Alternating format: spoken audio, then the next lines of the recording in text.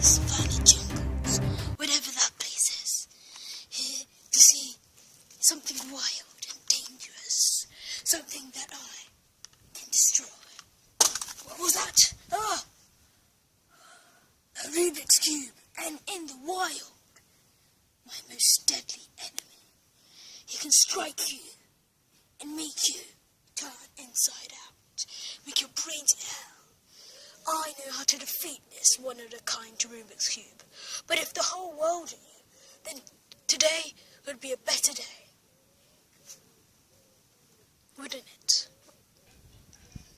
In short, if you found one of these things living in the wild, you go get it, throw a Pokeball at it, and when you open up, you realise you can't solve the damn thing. But then, what if everybody knew how to solve this thing? The days would be better, the nights would be shorter, and the days would be longer. That's why if you go to www.jasonparker's stuff, then you will know how to solve the Rubik's Cube. Just kidding, I'll just tell you right now. Ding! Here we are, in the wild. Now, I'll give you your first steps to become a Rubik's Cube slayer. Now we have the ultimate Rubik's Cube. Nowhere near completion. However, if you follow a few rules, you could make money out of this thing, literally. Now, first step is the easiest one. All you have to do is make a cross out of each colour, like, let's say that out of white, or that out of blue. But first things first, we need to get a couple rules settled. You do not move this. Never, ever, ever. Because firstly, that doesn't do any help, and secondly, why should you? Next rule, we're going to go over some basic things. So, right inverted and right. So right would be right clockwise, and right inverted would be right anti-clockwise. See? So this would be right. So right is right clockwise. See? Right. See, because I turned it that way. And if you imagine a clock in it, the clock goes that way. Anti-clockwise right would be this way, because I turned it that way. See? And it's the same with front, which is this side. You do front anti-clockwise. No, front clockwise, front anti-clockwise. And here's the left side too.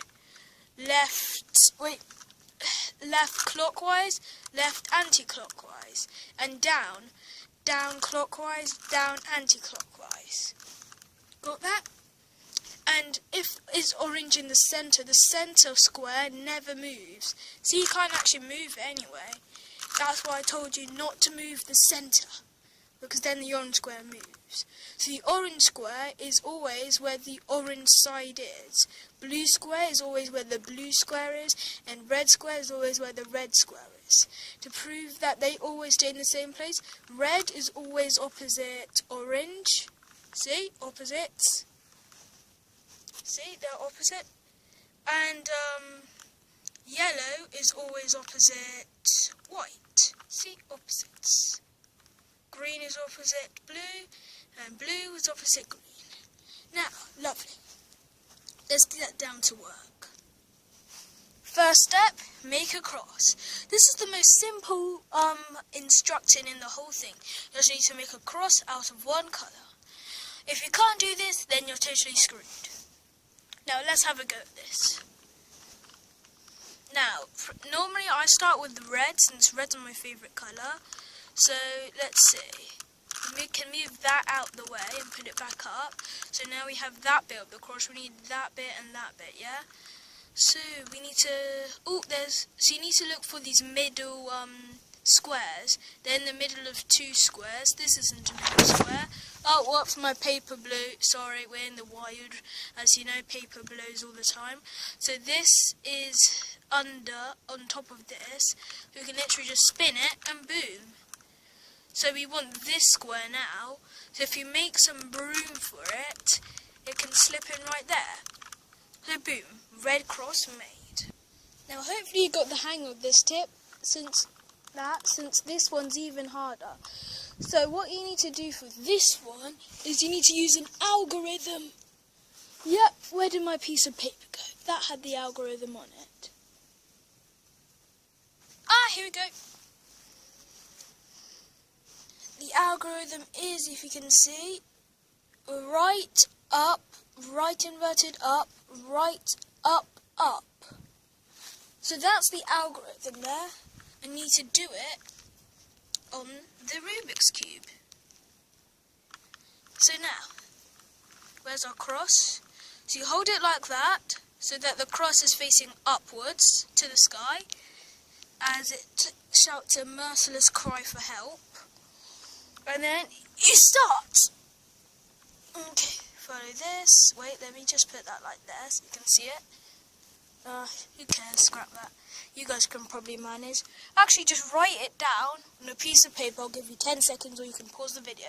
10, 9, 8, 7, 6, 5, Mississippi, 4, Mississippi, 3, Mississippi, 2, Mississippi, 1, Mississippi, 0, Mississippi.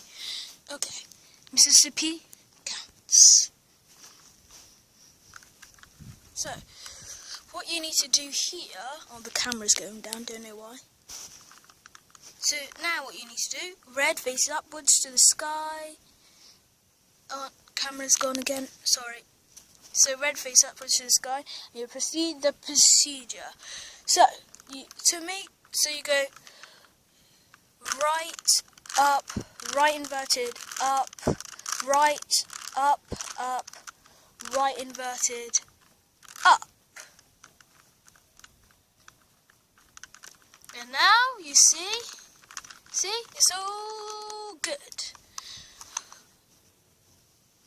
Now, by the time you've done this, your Rubik's Cube might look a bit like this. It doesn't have to, as long as it's still got this cross. See, you still got the cross. So now you've done that, the only thing left to do, well not the only thing, but you need to do this bit, is that you need to, since you've got the cross, you can find at least 2 sides that have this and this matching up. So let's see, no, we can turn it again to look for them. Can yellow match with the yellow and still be another thing matching? Oh yes, we have it. We have it, boys, we have it. See, look, see, yellow, yellow, and green, green. Now, this boy's crying for help, honestly, I feel a bit sorry for him. Okay, now, you do it so that one of them is facing to your right and one of them is facing forward, and you repeat the algorithm. Let me just show it to you again. See that? This is one of the most important algorithms. They're all important. Right, up, right inverted, up, right, up, right inverted, up. So let's do this. So remember, one of them facing to your right, one of them facing forwards. Let's go. Right, up, right inverted, up, right, up, right inverted, up. And by now, you will have a good looking thingy. If you've done that properly, your Rubik's Cube should be looking like this. Each side has it matched, see? Blue, blue, white, white, green, green, yellow, yellow, and that's it. So now, what you can do, you want to fill in these pesky little corners here. So by doing that, you need the second algorithm, which is right inverted down, inverted right down. You keep repeating that until you get what you want. Let me explain. So, here you have a corner piece, it's a red corner piece, made out of red, yellow and green. So if you look at the yellow and green, green, yellow, red, they're all the faces of this corner. So now if you turn it, so it says there, you can see they form a triangle. you need it to be under the place where you want it, because you want this red piece to go on top of there. So make sure it's on the right side and it's there, and you do the algorithm. Watch and learn. Right invert, so you go right inverted, down inverted, right down. Has it worked? Nope, you do it again. Right inverted, down inverted, right down. Nope. Right inverted, down inverted, right down. Right inverted, down inverted, right down. It's worked, boys. We've got in the wrong corner. No, it hasn't worked. It's the wrong one, boys. We have to do it again. See, because the green should be there and the yellow should be there. That hasn't happened. Let's do it again. Right inverted, down inverted, right down. Think we've got it, boys? Red, yellow, green. Boom shakalaka. Now you need to do the same thing with every corner, and I'll come back to it. If you've done all the corners right, your first space will be all completed, and the first row here. See, now what you do, you turn it upside down, boom, boom, boom, boom, now, now, now. That's definitely a song. And now I'll leave the rest of it up to my next video. Will be coming out shortly, maybe tomorrow.